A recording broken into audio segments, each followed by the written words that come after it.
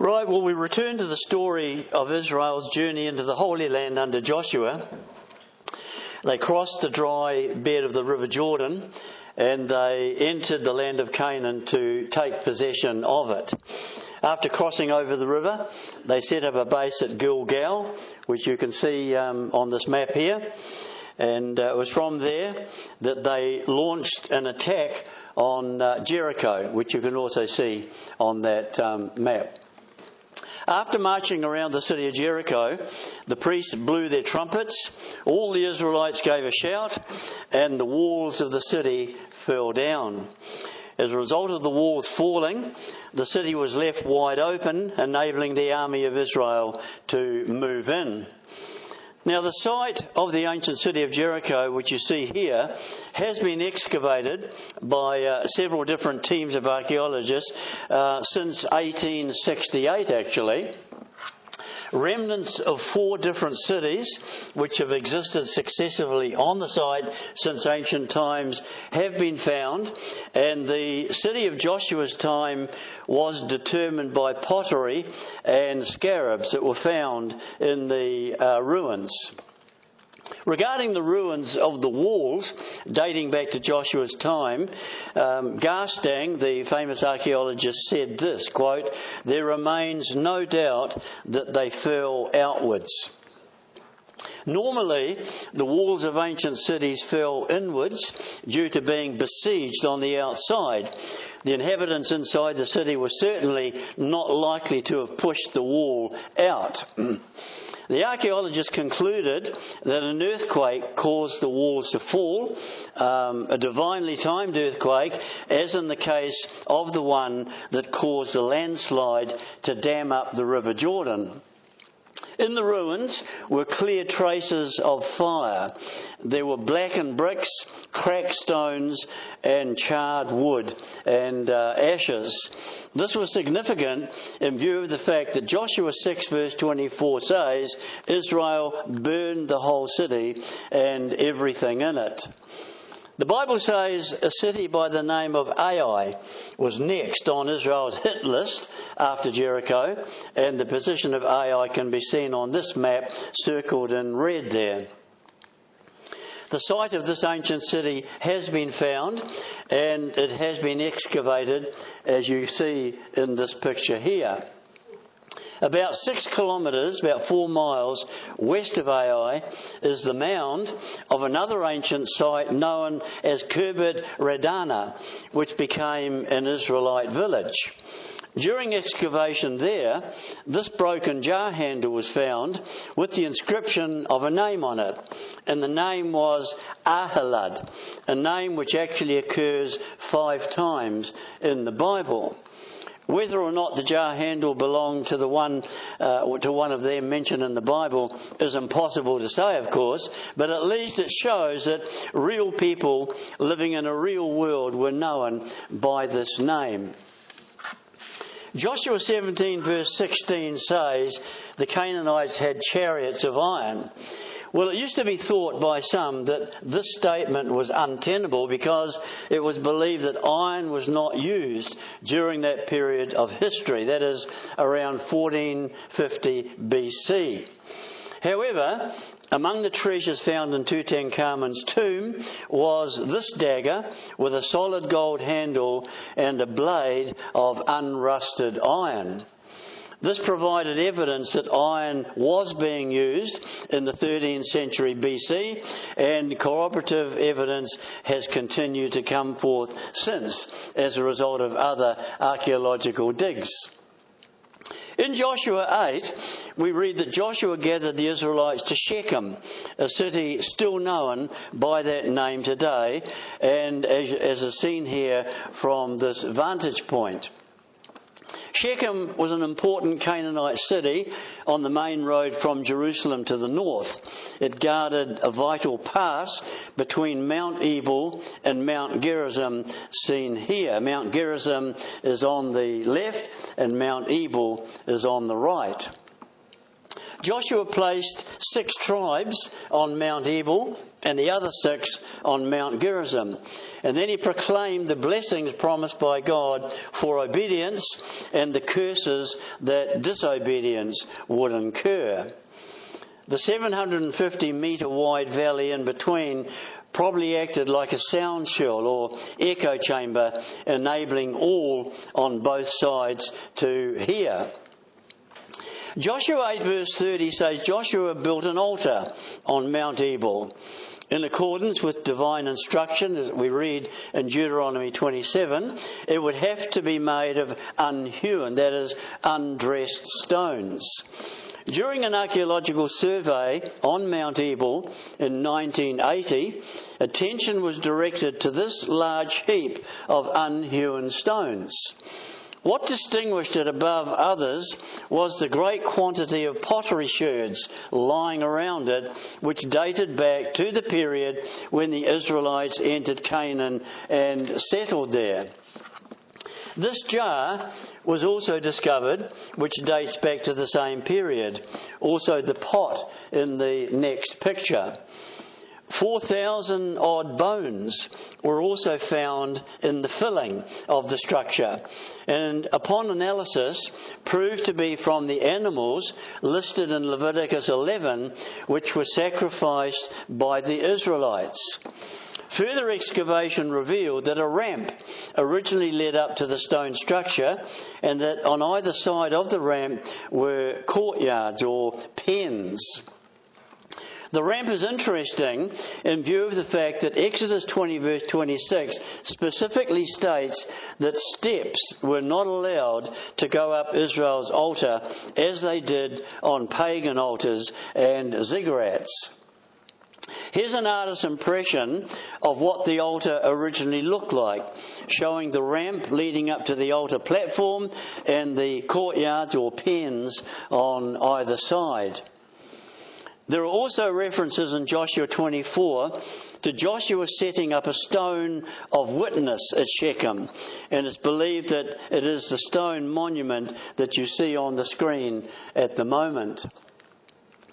It's at the foot of Mount Gerizim, dominating the ruins of an ancient Canaanite temple that dates back to about 1600 BC and is identified with a shrine of Baal, the Canaanite god. It's believed that the Israelites destroyed the pagan temple when they conquered Shechem and set up the stone of witness at that time. Shechem was the scene of a number of notable events recorded in the Bible. As we've seen, Joseph's tomb is there, and according to John chapter 4, so also is Jacob's will, and they are indicated here in the yellow print.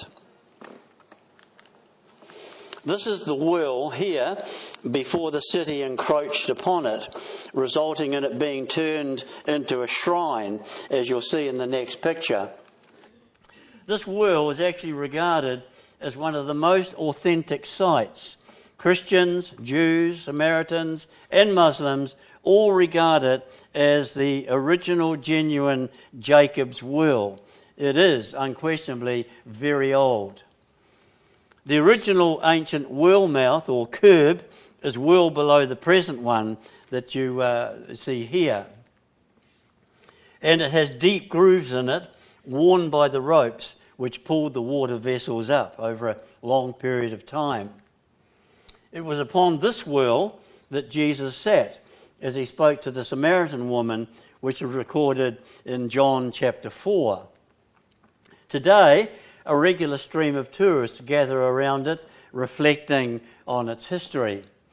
Water is still obviously able to be drawn up from the well, as indeed is the real living water from our Lord Jesus Christ. When Israel entered Canaan under Joshua, they were commanded to destroy all the Canaanite shrines, altars, pillars, idols and images of their gods. According to the Bible, the Canaanites worshipped many gods and had many altars and idols and shrines spread around the land, and evidence of this has been found by the archaeologists. Chief among the Canaanite gods was Baal, which means Lord or Master. He's referred to many times in the Bible. On the screen at the moment is a bronze figurine of him that was found during one of the excavations. In fact, many statues or figurines of Baal have been found at various excavations. In fairly quick succession, I'll just show you a few more.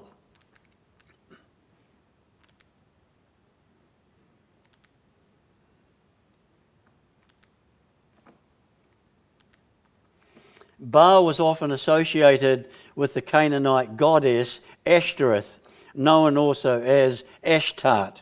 She was quite a tart, with a curvaceous and voluptuous figure, often depicted as a fertility goddess.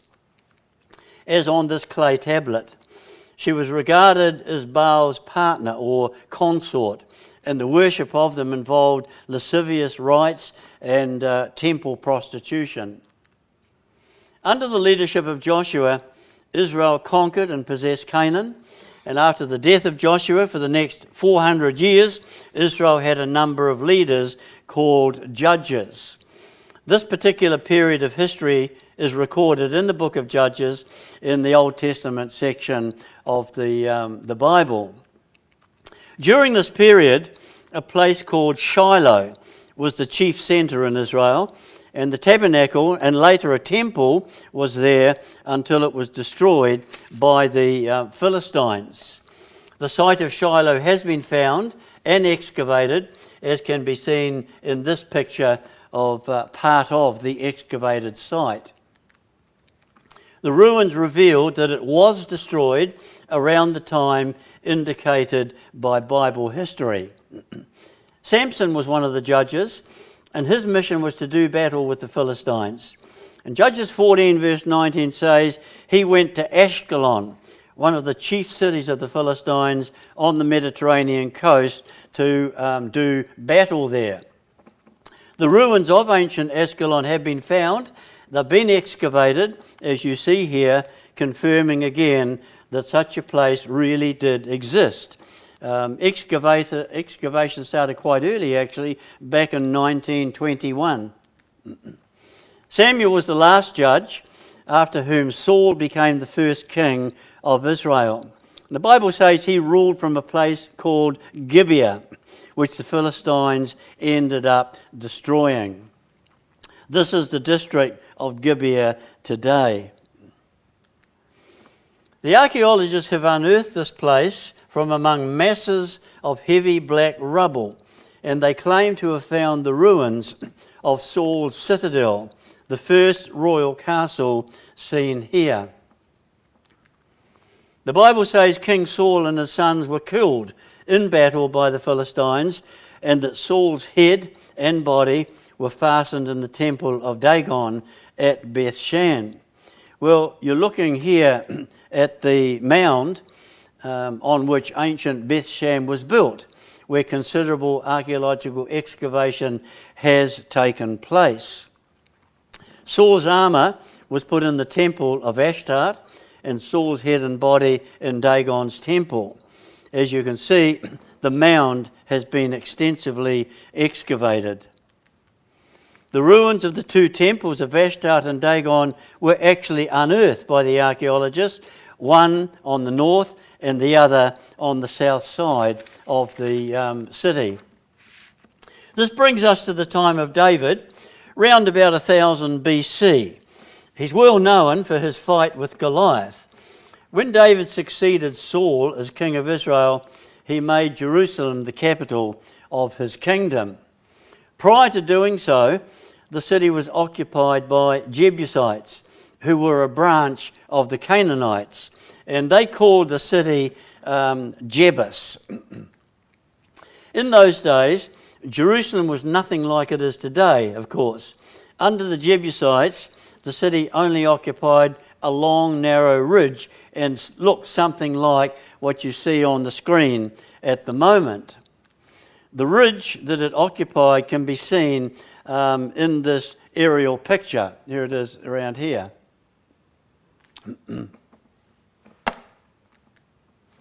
The narrow ridge outlined again here in red, was protected by valleys around it.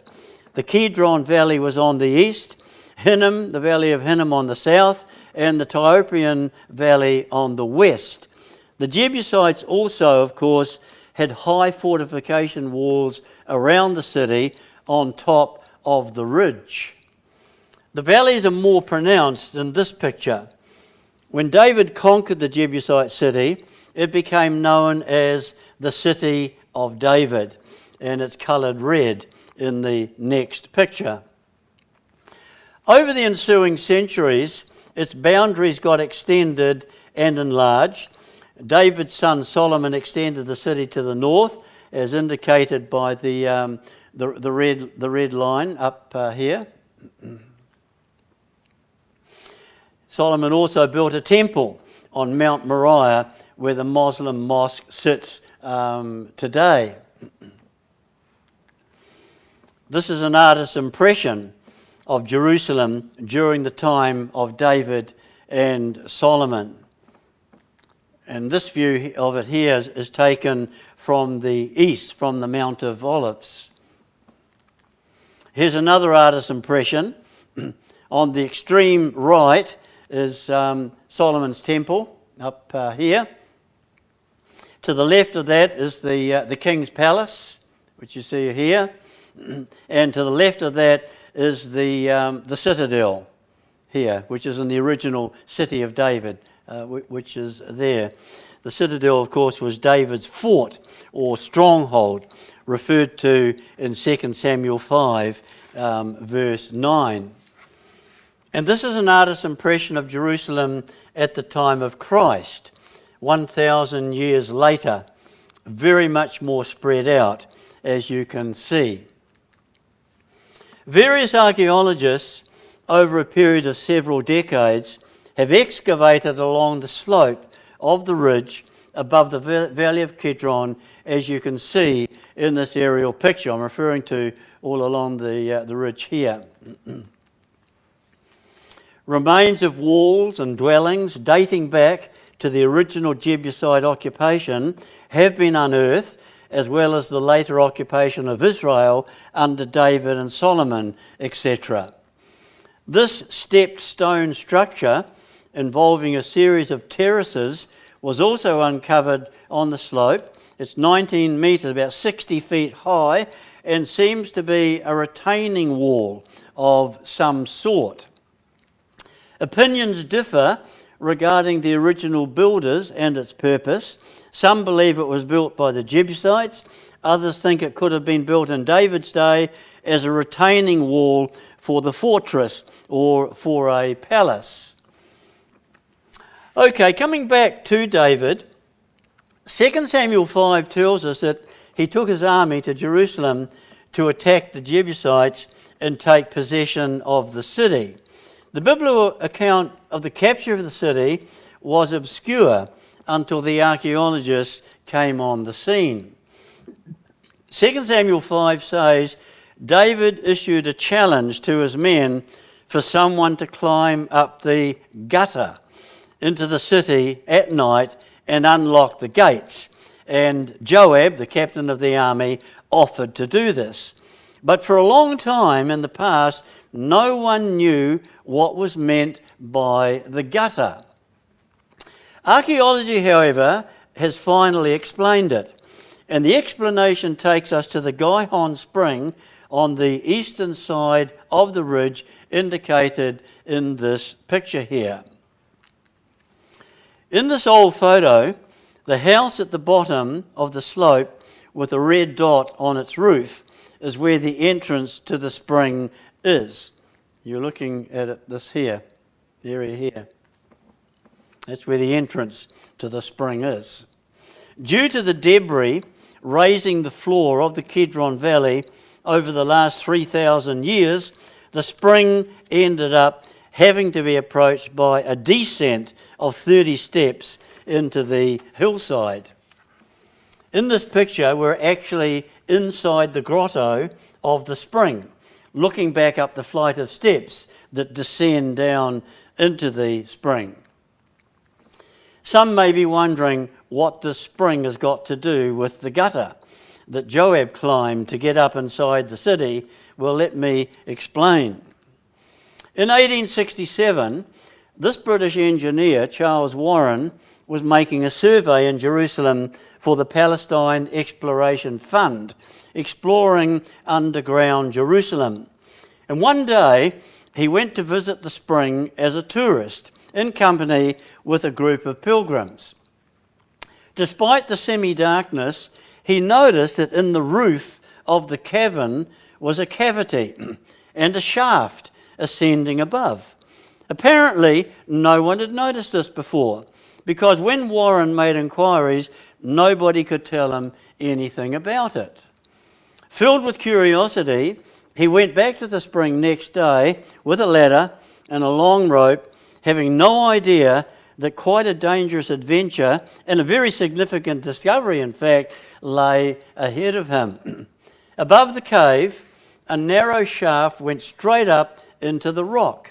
Warren was an expert and well acquainted with this type of chimney climbing, so he took some men and timber and set up a scaffolding in the shaft and managed to climb the 16.5 metres, about 54 foot high by 1.8 metres, that's about 6 feet wide shaft.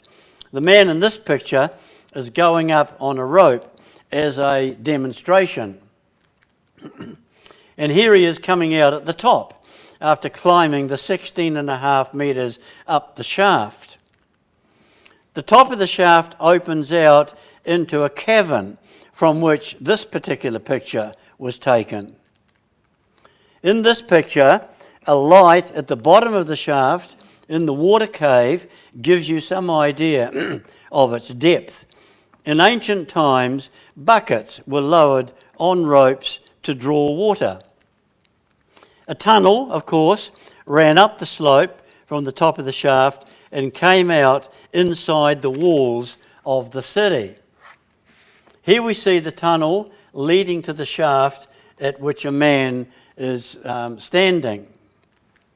This diagram explains it. On the far right are the 35 odd steps going down to the spring. The vertical shaft is seen leading up to the sloping tunnel, which is the gutter. And you can see this is the vertical shaft here, of course, and this is the sloping tunnel going up there, which came out inside the city. There's the city wall there, and of course this comes out inside the city wall. Investigation revealed that this arrangement dated from the 2nd millennium BC, making it nearly 4,000 years old. It's now regarded as the gutter referred to in the Bible that Joab climbed in order to get inside the city to unlock the gate. The reason for digging the tunnel is obvious. It was not good for a city to depend on a water supply which lay outside the city walls. In time of a siege, an enemy could easily seize it and prevent the inhabitants from gaining access to it. So, in order to obtain water without having to go outside the city wall, the Jebusites dug this tunnel down to the spring where they could lower their vessels on ropes to draw water. They falsely assumed that nobody would be able to climb up the vertical shaft. Now, although the early excavators climbed the vertical shaft above the spring, they were not able to walk the full length of the sloping tunnel and out the entrance on the hillside due to it being completely obstructed along its full length with rubble. No one knew where the city entrance was, in fact, at that time. It was not until 1978 that excavation of the tunnel took place in earnest. The crew started at the Gihon Spring end, which meant having to climb up the vertical shaft. Alpine mountaineers were actually recruited for this task. as a result of reaching the top of a rope ladder was lowered, enabling men to ascend in order to clear the tunnel of rubble. Removal of all the rubble and debris in the tunnel was a major operation, and this picture was taken in a section of the tunnel during that process. Removal of the rubble caused a cave-in up the hillside, exposing this gable roof formed by large stone slabs. It turned out that this was the entrance to the water tunnel on the inside of the city wall.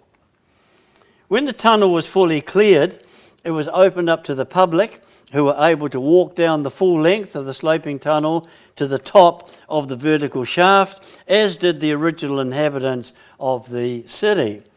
It's since 1987 that the Israelis have opened the site for tourists and have built iron steps over the original steps, which were actually carved out of the rock. And it's proved to be a very popular tourist destination, especially for those who know its biblical history.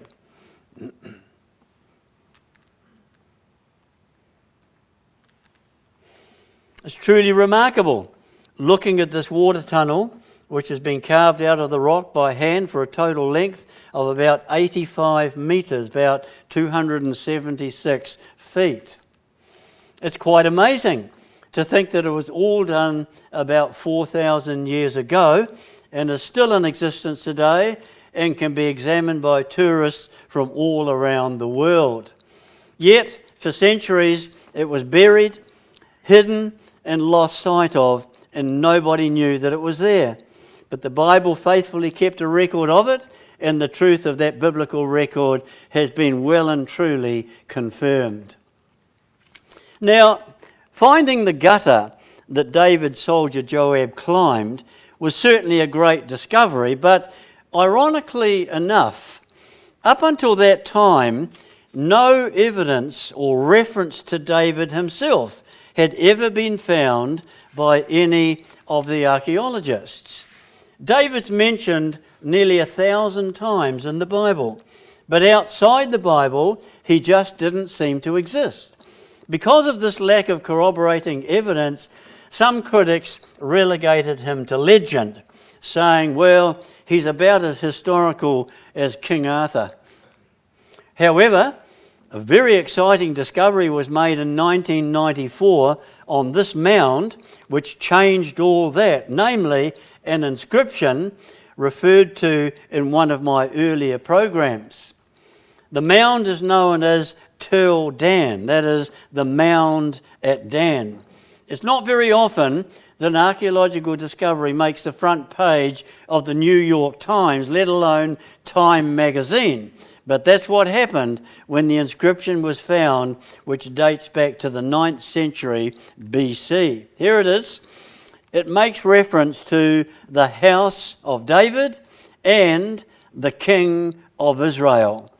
It's significant that the inscription doesn't only refer to David, but to the house of David. That is, the dynasty of David, which is referred to so many times in the Bible, out of which Mary and Jesus descended. The inscription is the oldest appearance in Semitic script of the name Israel up until that time. It confirms that Israel and Judah were important kingdoms and occupied Canaan in the 9th century BC.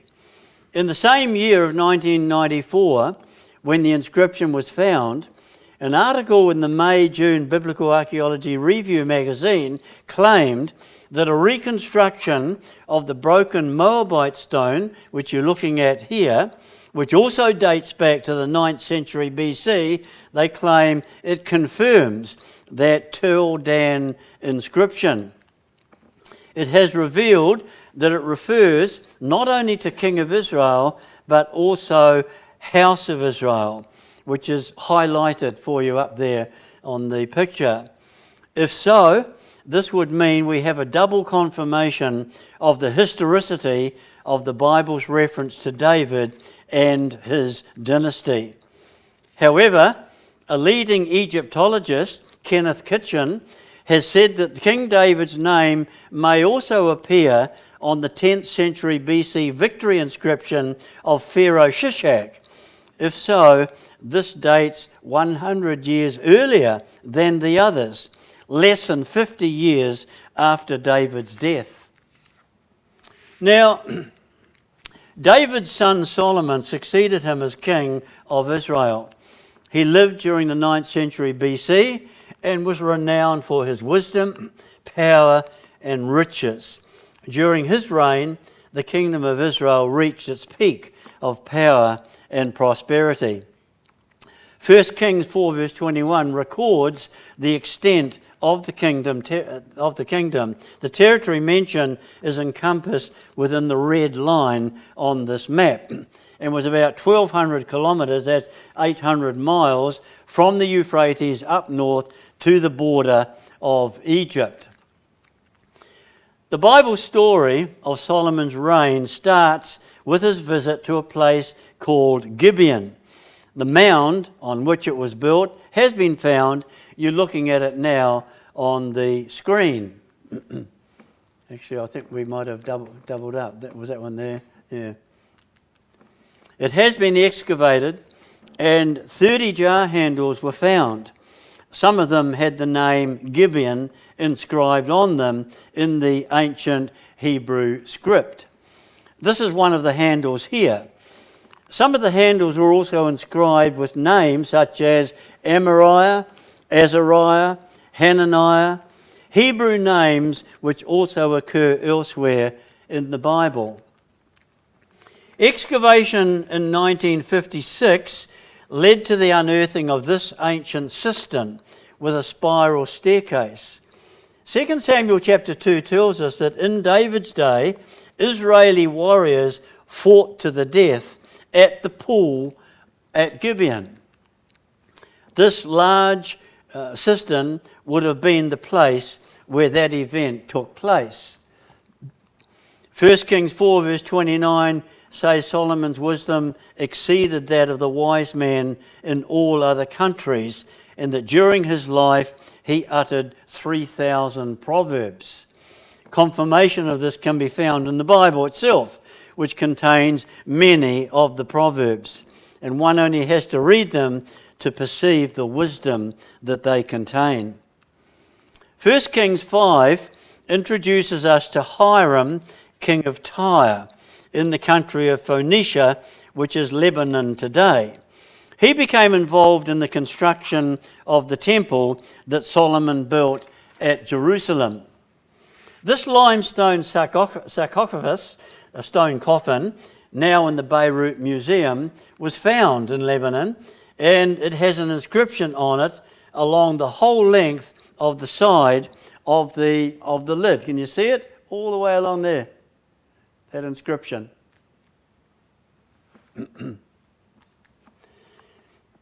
It's the longest known inscription in early Phoenician script and dates back to Solomon and David's time. The inscription says that the coffin belonged to Hiram, king of the Phoenicians. That's the inscription along there again. In this scene here on the coffin, the king is depicted on the left sitting on a throne, and supplicants are approaching him with raised hands. This could very well be the very same king mentioned in the Bible in Solomon's day. Either that or one of his successors or predecessors. No one is absolutely sure, but one thing is certain: he had the same name and ruled the same region, giving credence to the biblical record. Due to the Lebanon mountains containing a huge supply of cedar timber, Solomon asked Hiram to supply timber for the temple and palace which he wanted to build at Jerusalem. According to 1 Kings 5 verse 9, the trees or trunks were brought down to the seaport at Tyre, made into rafts, and taken down the Mediterranean coast to Israel's port at Joppa. The rafts were either towed by ships or, as this ancient relief depicts, rowers may have sat on the rafts or logs and rowed them. Ancient reliefs, which date back to those times, confirm that Phoenicia was a great maritime power and source of cedar, and that flotation was one of the methods used to transport logs. This relief, which is in the Paris Museum, shows Phoenician oarsmen taking cedar from Lebanon for the building of a palace in another Middle Eastern country.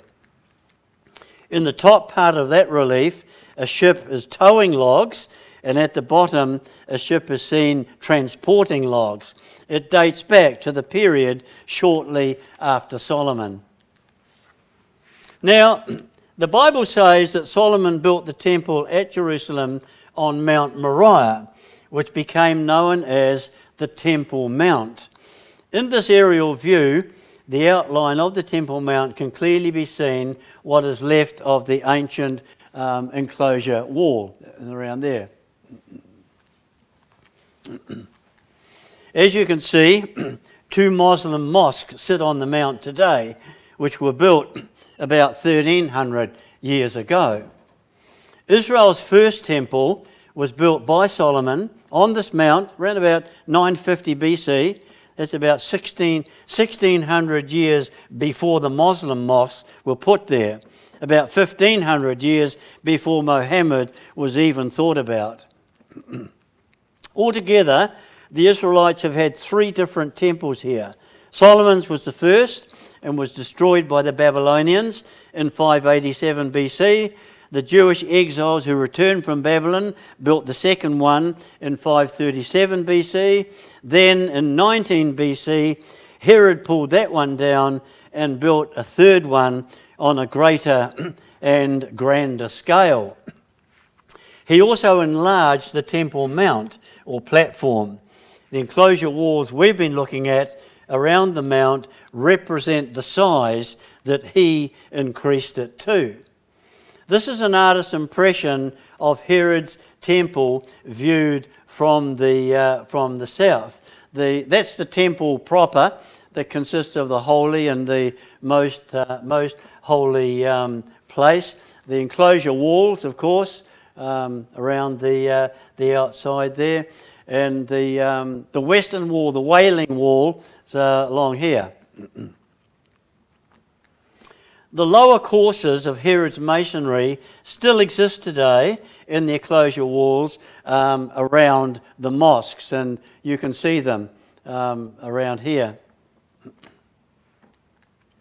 The western wall, which you see here, forms part of the enclosure wall, and you can certainly see Herod's masonry in it. In fact, about 10,000 Herodian and pre-Herodian stones are still in place in the four walls, and yet some have had the audacity to say Israel never had a temple here. Now, according to the Mishnah, that's a collection of Jewish laws compiled about 200 AD, it is stated that Solomon's temple platform was 500 royal cubits square. That's about 262.6 metres or 861 feet square. Now, in this plan of the Temple Mount, the three colours represent the three different stages that it's been through. The yellow section represents the 500 cubit square platform of Solomon's temple. The pinky orange section represents an extension of Solomon's platform by the Maccabees around 140 BC, and the green section represents Herod's extensions. As we've seen, Herod's masonry is still clearly visible around the walls. So, what about the stones used by Solomon in his Temple Mount? If they could be found, it would surely be an amazing confirmation of the biblical record. Now, it should be pointed out that as pottery and architecture change in shape and design and can be dated accordingly, so also can building blocks. In fact, building blocks are among the archaeologists' best dating tools. A good example can be seen here in the southeast section of the wall. The join where Herod extended the wall from the Maccabean section is clearly discernible, and the upper courses of smaller stones were done by Crusaders and Turks later. Extensive research has taken place to locate Solomon's temple platform, and some interesting discoveries have been made in relation to rows of stones, wall remains, sections of pavement, rock cuttings, etc., etc. And all these pieces of evidence are sufficient, when put together, to locate Solomon's 500 cubit square platform on which he built the temple.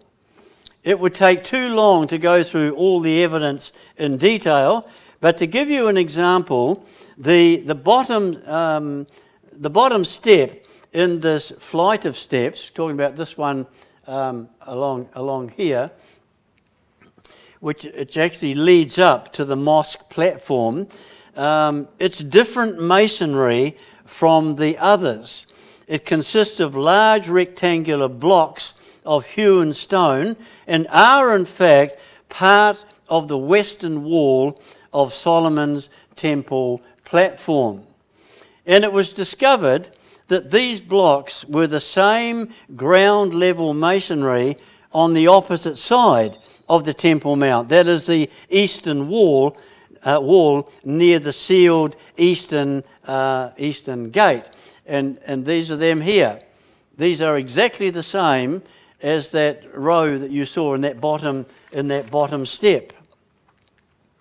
Significantly enough, as you see here, the measurement from the bottom step on the western side to the eastern wall was 500 cubits. There it is there.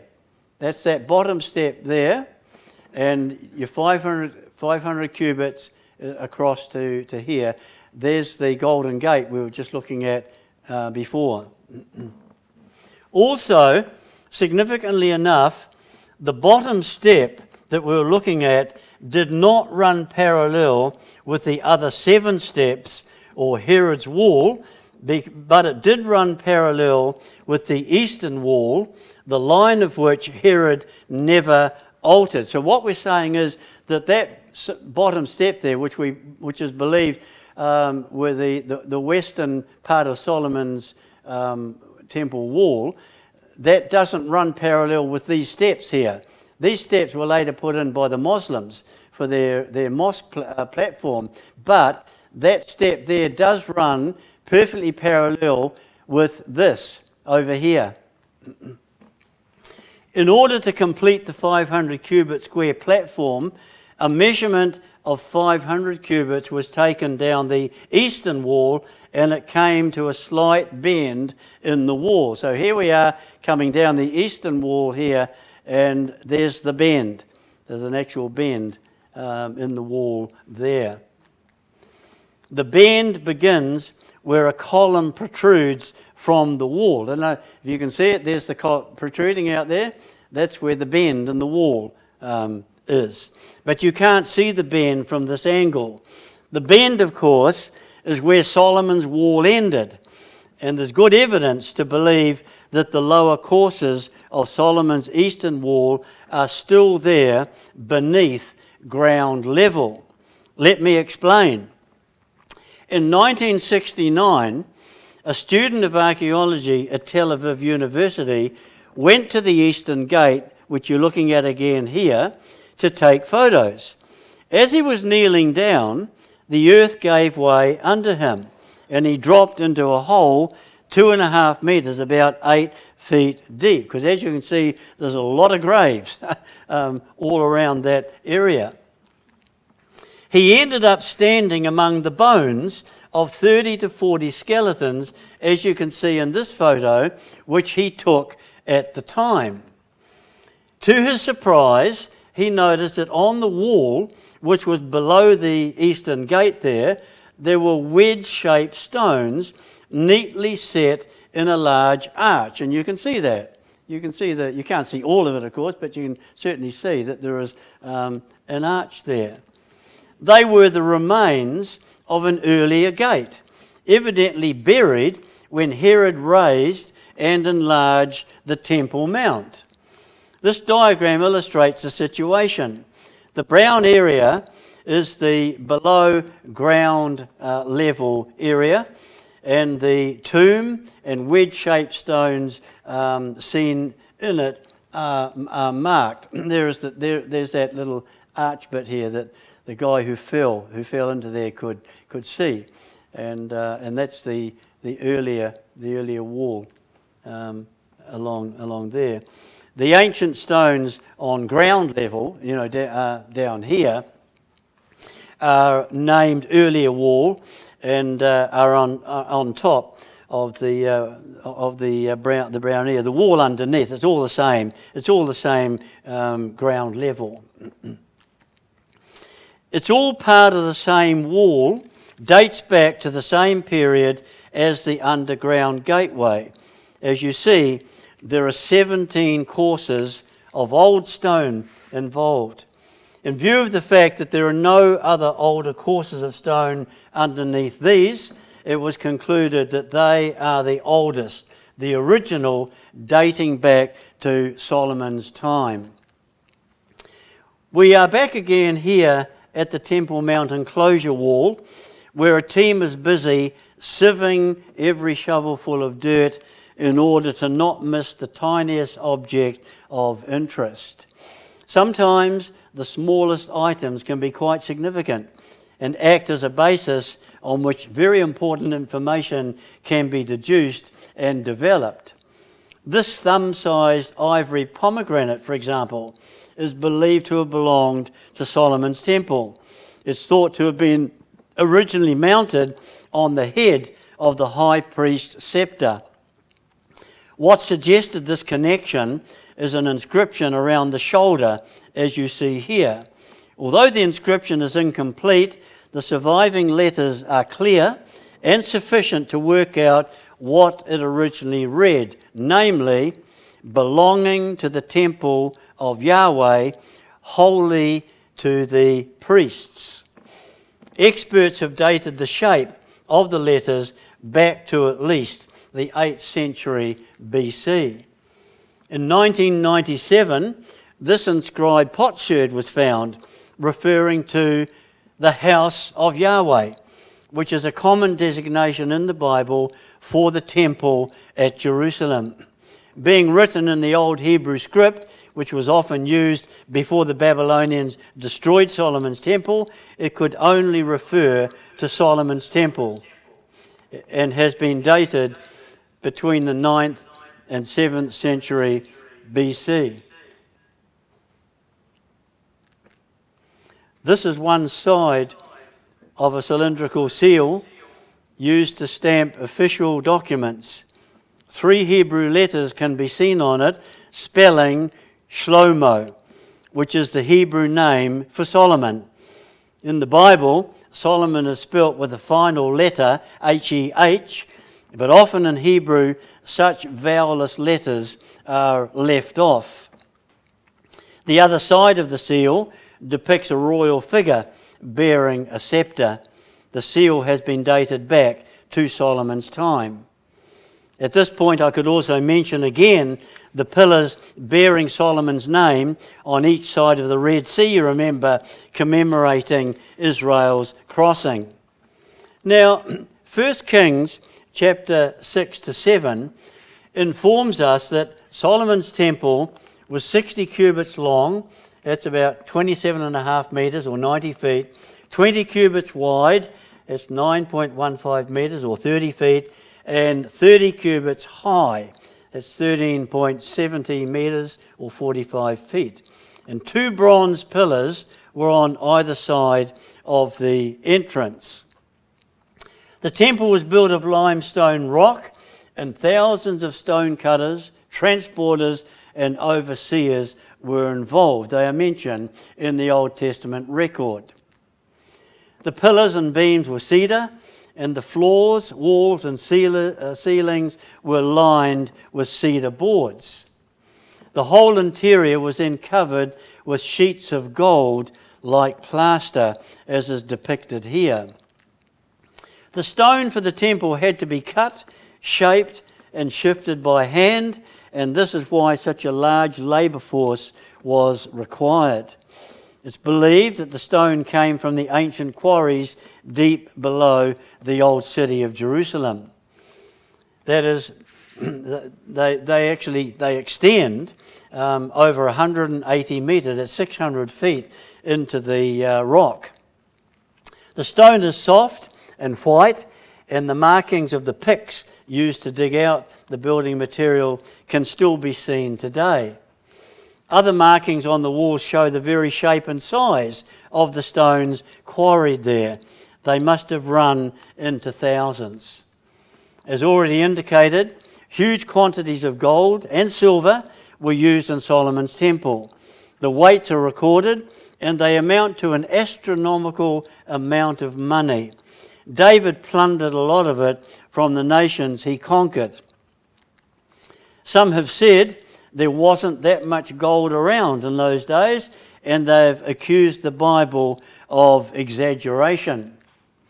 However, as previously pointed out in an earlier program, the enormous amount of gold found in Tutankhamun's tomb has completely altered attitudes on this subject. In relation to this, 1 Kings chapter 14 tells us that soon after Solomon's death, Pharaoh Shishak, the king of Egypt, invaded Israel and took away all the treasures in Solomon's temple. As previously pointed out, this piece of Bible history is confirmed by Shishak's victory relief, which is on the screen now, which he had carved on a temple wall at Thebes to commemorate the event. In this pair of bracelets, according to the inscription on the inside rim, were made by Shishak for his son, Prince Nemerith. But of particular interest is a certain inscription at Thebes relating to gifts that Shishak's son dedicated to the gods of Egypt. The gifts amounted to much more gold and silver than any other pharaoh ever gave. By weight, the total amount weighed 200,000 kilograms. That's about 200 tonnes. There's no reference as to where all this gold and silver came from, but the answer could very well be, at least in part, it could lie in the fact that it was the son of Shishak who possessed it. He succeeded his father and inherited his wealth about 1 year after Solomon's temple was plundered. Now, 1 Kings 9 verse 28 says Solomon had a fleet of ships which sailed from Ezion-Geber down the Red Sea out into the Indian Ocean to a place called Ophir, and brought back 14,000 kilograms of gold. For a long time, no one knew where Ophir was. The round trip, according to the Bible, took 3 years, so it was obviously some distance away. Some thought it could be in Arabia, others said East Africa. The Bible critic said, nah, there's no such place. Well, this ancient inscription on a Hebrew potsherd found near Jaffa in Israel provided the proof that such a place really did exist, because the inscription on it says, gold from Ophir to Beth Horon, 30 shekels. Now 1 Kings 7 tells us that when Solomon built the temple, a lot of brass was used. Among the brass objects were the 2 huge columns that stood on either side of the entrance to the temple that were 8 metres or 27 feet high. There was also a huge bronze laver which held 40,000 litres of water supported by 12 bulls. The brass in the laver alone would have weighed about 30 tonne. There were also 10 bronze carts and many bronze pots and pans. Incidentally, the Hebrew word translated brass in the Bible, in its original form, means copper or something made from that metal. Brass is not a natural product. To produce brass requires the mixing of copper with zinc, but copper is the main element. So the question is, where did Solomon get all the copper from? Well, a hint is given in 1 Kings 7, which tells us that all the bronze objects were cast in clay moulds in the plain of Jordan between Succoth and Zathan. The Jordan Valley is, of course, part of that great land depression known as the Arabah, which is part of the Rift Valley to which Timnah belongs, where copper deposits and ancient copper mines have been found. And it's reasonable to believe that this is where Solomon's copper came from. Timnah, seen on this map, about 30 kilometres, about 19 miles north of Ezion-Geber. It's actually Elat, called Elat today, where Solomon's port originally was. The copper would have been transported up from Timnah in the southern part of the Arabah to a place in the Jordan Valley nearer to Jerusalem, would have been poured into clay moulds and made into the various objects for the temple. The floor of the Timnah Valley and adjacent hills, which present such a variety of soil colours and unusual rock configurations, is quite a popular tourist attraction. In fact, on some maps, such as this one, this part of the Arabah is called Timnah Park. Among the interesting natural features of the valley are the rock formations caused by erosion, like this one, shaped like a mushroom. I'll quickly show you some more pictures of the unusual rock formations in the area.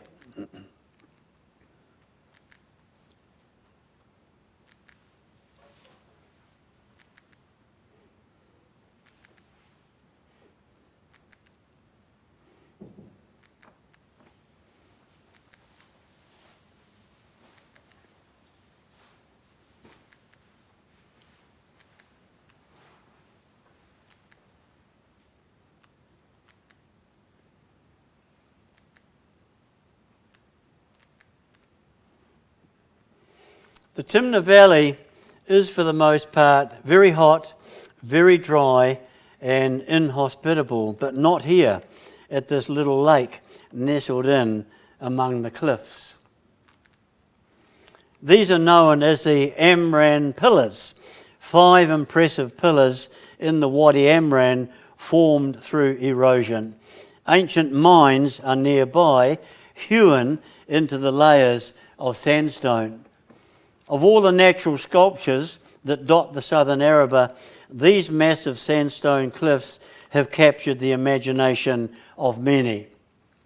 They're known as Solomon's Pillars and were given this name due to the belief that Solomon's men mined copper in this region for the pillars of the temple at Jerusalem.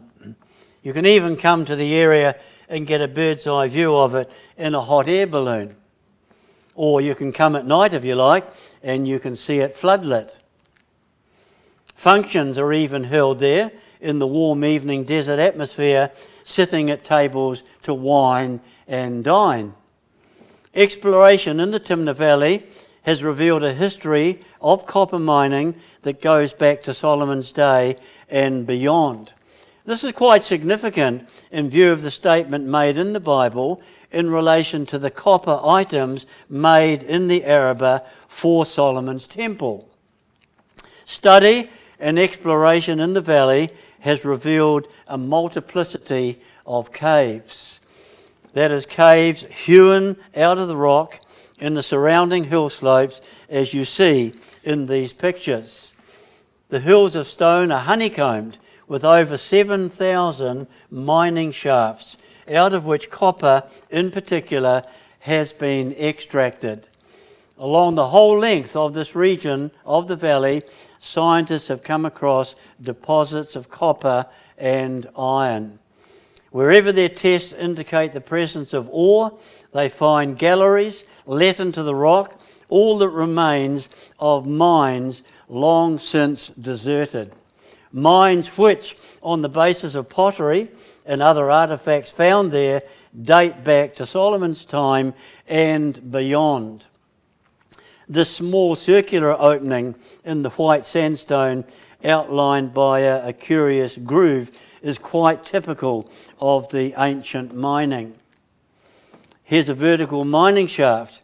You can see the depressions carved into the wall of the shaft to act as footholds for the miners. This picture was taken in an area of vertical mine shafts and shows some tourists actually descending into some. Since the discovery of copper mines in the area and the rich deposits of copper in the hills, mining started again in modern times. This picture was taken of a miner drilling into a rich copper vein, and you can see the bluish colour of copper in the face of the cliffs. Such copper drilling scenes as these call to mind a passage in the Bible in Deuteronomy 8, verse 7 to 8. In this passage of Deuteronomy 8, one of the descriptions of the promised land is given to Israel before they entered. I'll read it to you in a moment.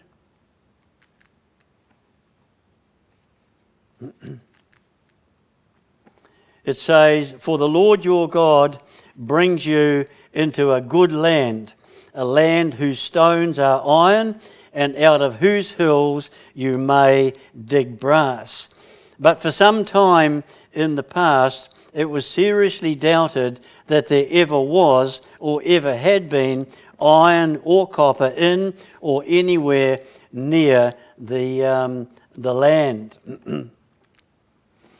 Some of the earlier Bible commentaries glossed over the statement in Deuteronomy 8 about brass being in the hills because the region had not been explored at the time.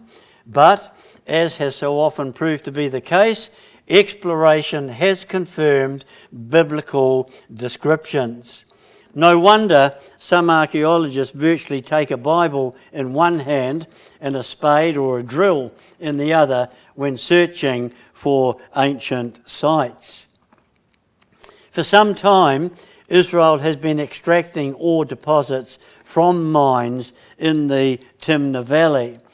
The mines yield large amounts of copper. It's been estimated that millions of tons of commercial grade ore still remains untapped in the area.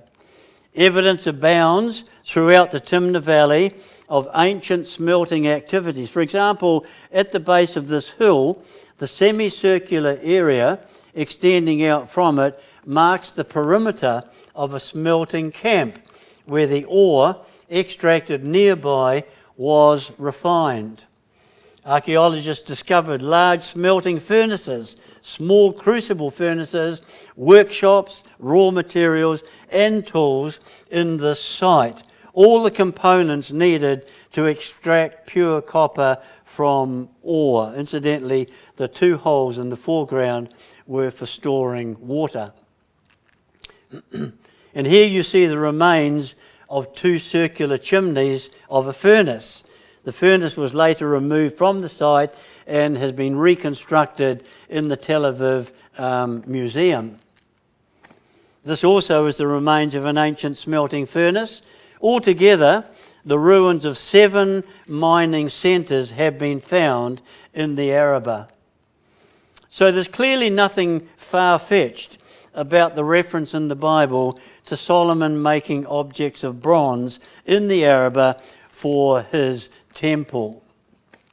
Now, changing the subject to finish the program, we read in 1 Kings chapter 10 that Solomon built up a force of 1,400 chariots and 12,000 cavalry horses. Some of them he kept in Jerusalem, and the rest he stationed in other cities. 1 Kings 9 verse 15 states there were 3 other cities besides Jerusalem where Solomon stationed horses and chariots. Those 3 cities are indicated on this map, namely Hazor, Megiddo and Gezer, which are all represented by those red dots. Hazor, Megiddo and Gezer. All 3 have been excavated by the archaeologists. Starting with Megiddo, this is the mound on which the ancient city was built, and as you can see, very extensive excavation has taken place there. One of the significant finds was this jasper seal, which reads, belonging to Shema, servant of Jeroboam. Now, Jeroboam is mentioned in the Bible and is referred to in 1 Kings chapter 11 as one of Solomon's officers. During the excavation, an area on the edge of the mound became studded with stone stumps, ranged one behind the other in rows, square in shape, as you see here. It occurred to the archaeologists that they could have been stables.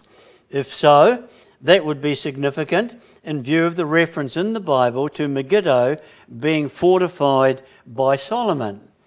By following the outline of the walls, buildings and paved roads, it was possible to reconstruct the layout as you see here. It's estimated it could have housed about 450 horses. It was concluded the buildings were stables because, like stables, they were grouped around a courtyard which was laid with beaten limestone mortar used to prevent horses from slipping. At the head of each stable was a stone feeding trough which stood between the pillars, as you see here. A hole was cut through the top of the pillars, presumably intended for the ropes that tethered the horses. There were also stone water troughs between pillars. One in particular can be seen in this picture.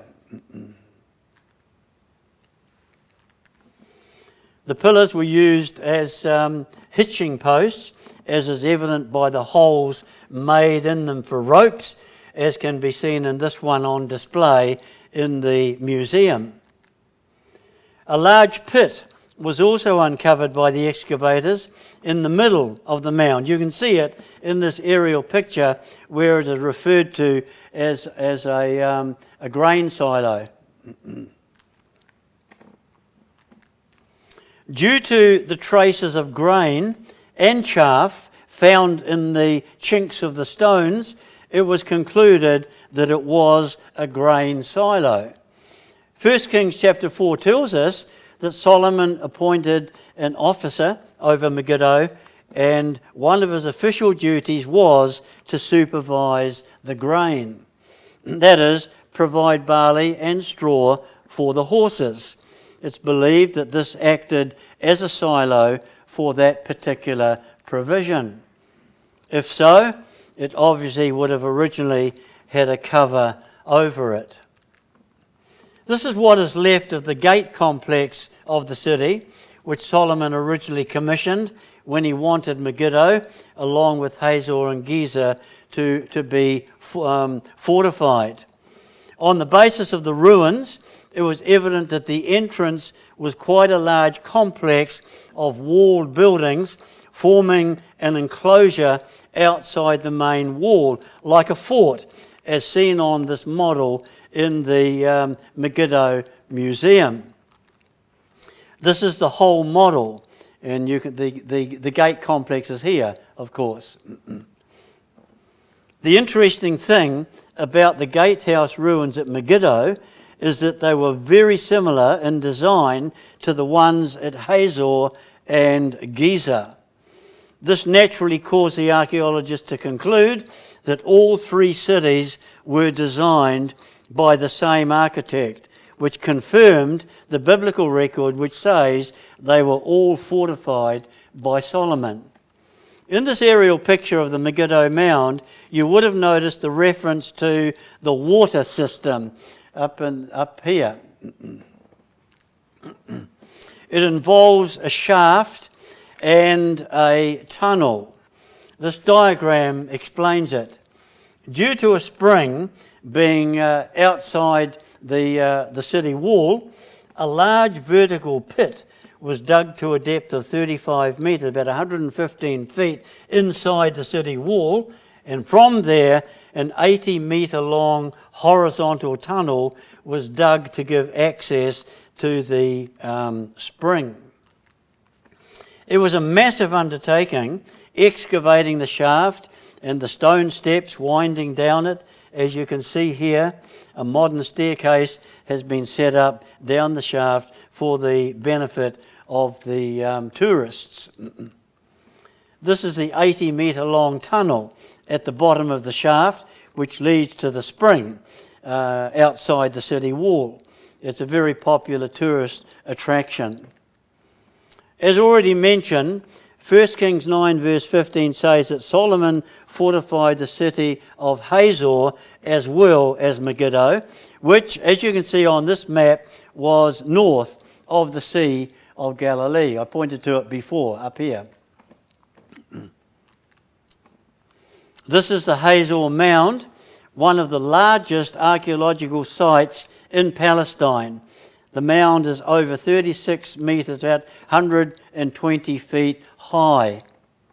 According to Joshua 11 verse 10, Hazor was the capital of the Canaanite kingdom in northern Palestine in Joshua's time and was ruled by a king named Jabin. Joshua chapter 10 says Jabin organised a coalition against the Israelites at a place called Merom, which you can see on the map there. Jabin was defeated and killed, and the city of Hazor was destroyed. But later it was rebuilt and fortified by Solomon. You can imagine, therefore, the stir that was caused when, as a result of excavation, back in 1922, a little clay tablet was found in the ruins of the palace, addressed to Jabin in the ancient cuneiform script. The excavators uncovered the city gate, which you see in the lower left corner of this picture, and it was basically the same design as the gate complex at Megiddo. Notice also in the centre of the picture a rectangular site with a double row of pillars. And here's a closer view of the pillars. This large rectangular building is, with its double row of pillars, is quite interesting. It is very similar to the one at Megiddo, which has been identified as Solomon's stables. Being one of Solomon's fortified and garrisoned cities, you would expect horses and chariots to be stationed at Hazor as well, and archaeological findings certainly point in that direction. This inscription in ancient Hebrew, found on the shoulder of a wine jar, turned out to be significant. In the next picture, it's been copied out more clearly below the pottery fragment. The first letters read, belonging to Pekah. Now, Pekah was the name of the king of Israel, mentioned in the Bible, who was reigning when the Assyrians destroyed Hazor around 722 BC. And this inscription confirms the historicity of Pekah.